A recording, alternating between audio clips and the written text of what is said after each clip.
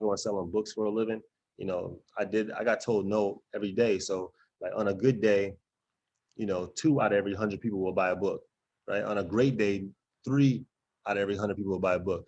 No matter how good I did, 97 people still said no to me every 10 minutes, right? So, you know, no, I don't even read, man. I don't even know, man, I'm gonna come back. Like, so I'm used to adversity. I think my upbringing and my ability to handle adversity without succumbing to anxiety is gonna help me. I can take on multiple tasks without, you know, losing my train of thought. I keep my word, and I think those are the skills that are going to give me those are the leadership skills that are going to allow me to make a difference in this race.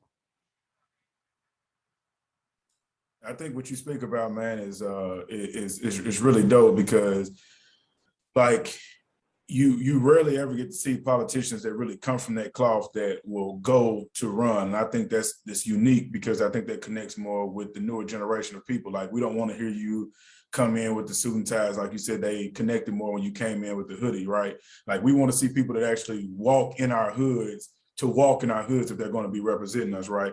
And a lot of people like to blame it as like a Chicago issue, and I know that's where you're running from.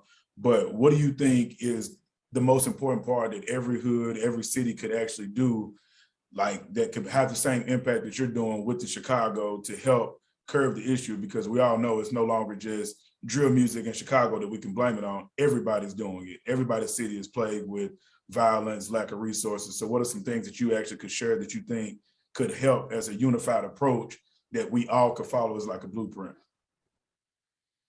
Yeah, bro, you hit the nail on the head. I mean, I think a lot of people don't understand, like, you know, violence, you know, especially gun violence. Like, why does it exist? Like, I think that, you know, there's racial and economic injustice, right? There's high incarceration rates, high unemployment rates, poor neighborhoods, under-resourced schools. Right? When you have those 5 conditions, I think the question isn't why is there so much gun violence? The question, why isn't there more? Like, that's the perfect storm for gun violence in Chicago. I think that we shouldn't be looking at homicide rates and seeing if we shouldn't say, oh, it's 1,000 homicides or 800. That's not a reflection of a city's success or failure at reducing homicide. We need to be looking at individual programs within communities, seeing if they're effective, and can we expand on those broader strategies? Like, what are you doing in your community that's working? Like the solutions to violence aren't copy pastable. Like, what's effective in Atlanta, Georgia is not going to be the same in Chicago. And since Chicago has so many different neighborhoods, what's effective up north is not going to be the same as effective down south. Like a domestic violence dispute that ends up in a homicide is not the same to be policed as a drive-by shooting in Auburn Gresham, right?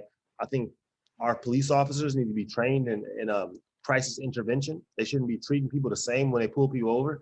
I think that I think that police officers should be active participants in the neighborhoods they serve. They need to be properly trained and held accountable. I have a lot of ideas, man. I feel like we shouldn't have squad cars parked in front of the high schools. I don't think that, I don't think you should have to take your belt off and your shoes off to go through a metal detector to get in school. I don't think that there should be qualified immunity where police officers get, they're exempt from any civil liability. I don't think that's fair. There's just so many things that need to be done. But most importantly, bro, we need a sense of urgency. There's no, there was 60 people shot this weekend. No politician said nothing. Like, we can't be desensitized to this. So when I go to Congress in DC, I'm gonna let them know what it's like to walk into Walgreens and see the baby formula locked up. I'm gonna let them know what it's like to have to order your breakfast through a bulletproof glass window, right? I'm gonna turn up the sense of urgency. I'm not trying to make friends. I'm not trying to make people feel comfortable. I'm not trying to be part of the status quo. They think that they're progressive. They be saying, oh, this person, I'm aggressive, bro. You know how many times I've been shot at in the last year alone? Come on, man. So I just feel like we just need to turn up the sense of urgency and let people know that, we care about our youth, and also we not playing no games, bro. And so that's the sense of urgency I'm gonna bring. You my type of man. You my type of man. Hey, that's exactly what I was saying. I was sitting there saying in my head, I was like, let me catch myself here. You my type of brother. That's what I like to hear. I appreciate that.